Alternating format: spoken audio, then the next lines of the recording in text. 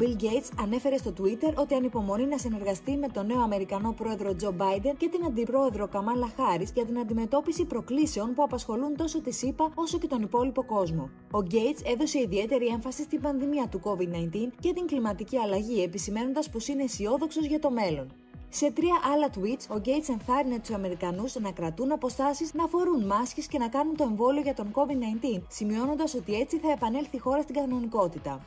Επίσης, επένεσε τον Biden για τη δέσμευσή του να επανεντάξει τις ΗΠΑ στη Συμφωνία του Παρισιού για την κλιματική αλλαγή. Περίπου 200 χώρες αποτελούν μέρος της συμφωνίας και συνένεσαν να καταπολεμήσουν την υπερθέρμανση του πλανήτη, μειώνοντας τις εκπομπές άνθρακα.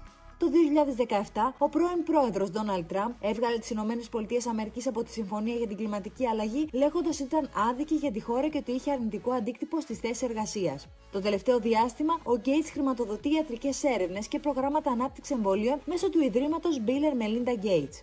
Δήλωσε μάλιστα ότι αποχώρησε από το διοικητικό συμβούλιο της Microsoft για να αφιερώσει περισσότερο χρόνο στις φιλανθρωπίες. Ο Gates έχει προειδοποιήσει ότι ενώ ο COVID-19 είναι απέσιος, η κρίση της κλιματικής αλλαγής θα μπορούσε να είναι ακόμα χειρότερη. Παραδέχτηκε ότι είναι δύσκολο να επικεντρωθούμε σε οτιδήποτε άλλο εκτός από την πανδημία, τονίζοντας ωστόσο ότι οι ΗΠΑ πρέπει να επιταχύνουν τις προσπάθειες αντιμετώπισης κλιματικής αλλαγής για να αποφευθεί μια κλιματική καταστροφή. Ακόμη, πρότεινε τη δημιουργία μιας νέας κυβερνητικής υπηρεσίας για την αντιμετώπιση της κλιματικής αλλαγής. Από την πλευρά του, ο Biden υποσχέθηκε κατά τη διάρκεια της εκστρατείας του ότι θα επαναφέρει τη ΗΠΑ στη Συμφωνία του Παρισιού.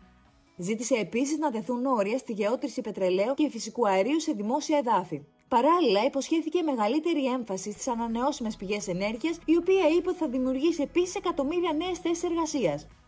Ωστόσο, ο συνιδρυτής της Microsoft είπε ότι οι ΗΠΑ πρέπει να κάνουν περισσότερα, όπως για παράδειγμα να αυξήσουν την κρατική χρηματοδότηση για έρευνα σχετικά με τις ανανεώσιμες πηγές ενέργειας. Αξίζει να σημειώσουμε ότι ο Gates δήλωσε αισιόδοξος πως οι ΗΠΑ θα μπορέσουν να συμβάλλουν σημαντικά στην ανατροπή του κλίματος.